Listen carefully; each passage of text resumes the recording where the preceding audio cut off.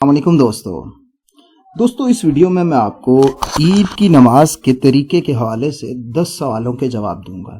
میں نے 10 سوال ایسے بنائے ہیں کہ عید کی نماز میں آپ جو چیز بھول سکتے ہیں وہ آپ کو یاد رہے گی، اور جو عید کی نماز کے حوالے سے سوالات ذہنوں میں ہوتے ہیں ان کے میں نے مختصراً جواب دے دیے ہیں تاکہ آپ کا وقت ضائع نہ ہو، کیونکہ اس دور میں سب کا وقت قیمتی ہے۔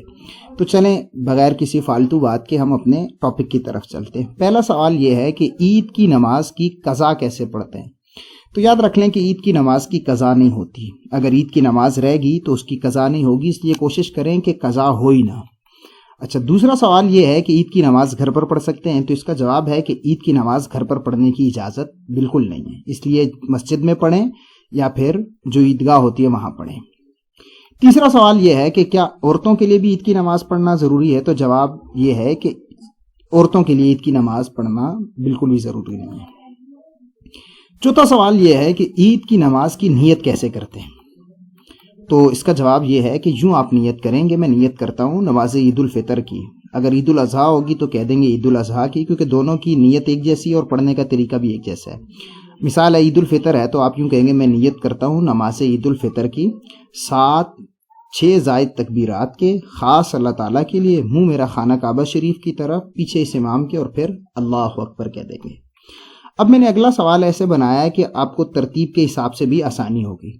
اگلا سوال میں نے یہ بنایا کہ عید کی نماز میں نیت کے بعد کیا پڑھتے ہیں، یعنی نیت آپ جو اوپر ذکر کی ہے وہ پڑھیں گے، پھر اس کے بعد جو ہے میں نے بتایا ہے کہ نیت کے بعد تکبیر تحریمہ کہہ کر ہاتھ ناف کے نیچے باندھ لیں گے اور ثنا پڑھیں گے۔ ثنا یہ ہوتی ہے سبحانک اللہم و بحمدک و تبارک اسمک و تعالی جدک و لا الہ غیرک۔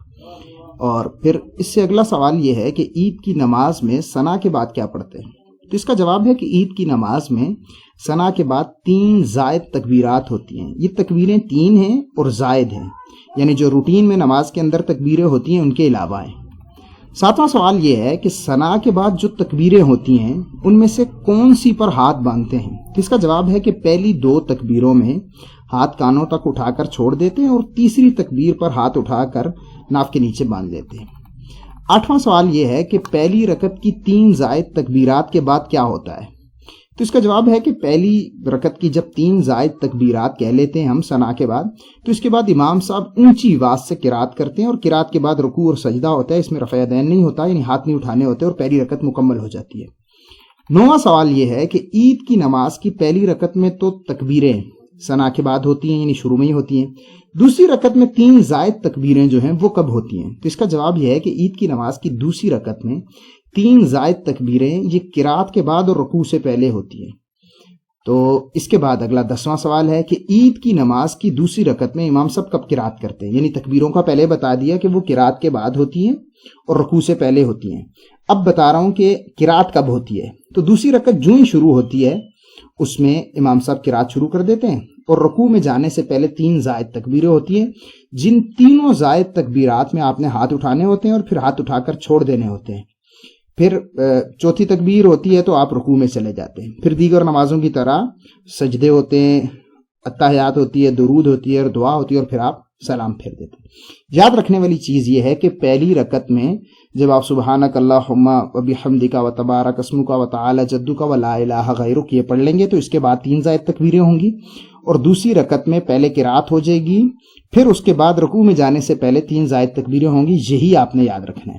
دوسرا یہ یاد رکھ لیں کہ رکوع میں نماز میں ہاتھ تبھی باندھنے جب آپ نے کچھ پڑھنا ہے۔ جو 3 زائد تکبیریں ہوں گی نا، کیونکہ ان کے درمیان میں کچھ نہیں پڑھنا، اس لیے ان پر ہاتھ نیچے چھوڑیں گے، اور جب آپ نے قرات وغیرہ کرنی ہے تب آپ کیونکہ کچھ پڑھنا ہوتا ہے تو اس وقت آپ ہاتھ باندھیں گے۔